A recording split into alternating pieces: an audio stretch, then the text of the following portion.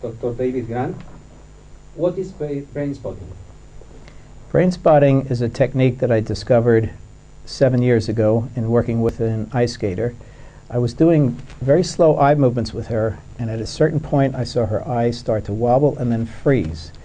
So I just held my hand in place, not really being quite sure why I was doing it, and for the next 10 minutes all kinds of deep material, traumas and other things started to come out from her.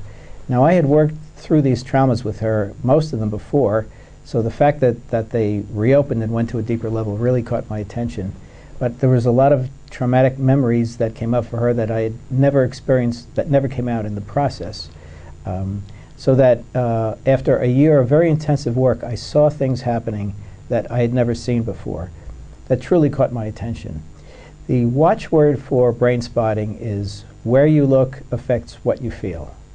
What that means specifically is that if you're thinking about something and it's bothering you, if you look to one direction or you look in the opposite direction by moving your eyes, you literally feel differently. Well, how can this be? Because when you look over here, it's going to a different place in your brain than when you look over here, which is going to another place in your brain.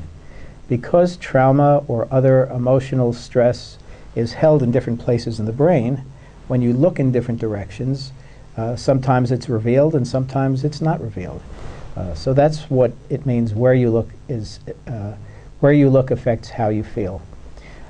What we do with brain spotting is we have a person bring up whatever they want to work with, and it's whatever bothers them. It's not necessarily what would be somebody else's trauma, but it's whatever bothers them or gets in the way of them doing what they want to do or being able to be who they want to be. And with that, we have them just activate themselves. In other words, just sort of be in whatever it is that's bothering them. We rate it from 0 to 10. It's called the SUD scale. 0 being absolutely no activation and 10 being the highest it can be. And then from there we ask them where they're feeling it in the body.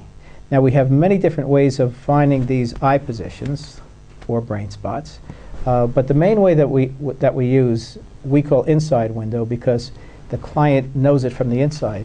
We'll ask the client, do you feel it more looking to your right, more in the middle, or more to your left? And it's really quite fascinating. Clients will say, oh, it's not over there, it's kind of over there, but I'm really feeling it right over there. You go right over to the spot and they say, nope, you just passed it, it's a little back. It's literally that precise. What we do from there is we have the client look at the pointer, which we hold because it's impossible to keep your arm up that long, and literally just with the awareness of whatever that's bothering them and wherever they're holding it in their body, they just look at the pointer and notice what goes on inside of themselves. And what they notice is it's like mindfulness, but it's a much more focused version of mindfulness, and that we call it processing.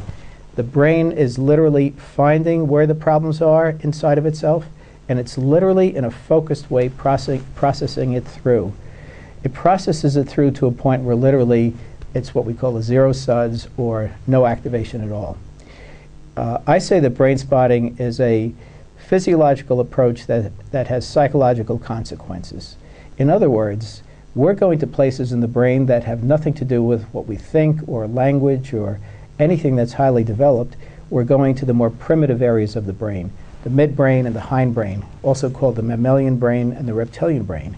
This is really where we hold our deepest problems. And talk therapy is not successful with them because you can't reach these areas in the brain from talk therapy. But with brain spotting, we're able to locate them through the field of vision, hold them in place, and have the client literally process them through. But it's not the client that processes them through, it's the deeper, unconscious client. And it's so deep in the brain that a lot of it just has to do with body experience and body function.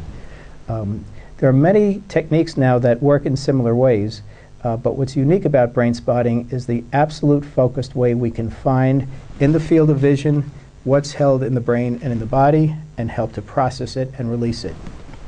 Now, if we're working with a simple trauma, such as a car accident, even if it's very bad, or being attacked on the street, because it's usually just in one part of the brain, we're able to find it and process it through sometimes in 1 or 2 or 3 sessions. If a person has lifelong problems, let's say that they were abused throughout their childhood. Then, of course, it takes much longer. But generally speaking, brain spotting takes less time with clients with this sort of background, and also is able to get a deeper, more permanent resolution to these issues. In addition to working with emotional problems, brain spotting is also very effective with performance and creativity enhancement. And what we literally do is find either where the creative or performance block or anxiety is and release that, or find where the creative abilities or talents are, or for an athlete where their athletic abilities are, and help to really enhance them.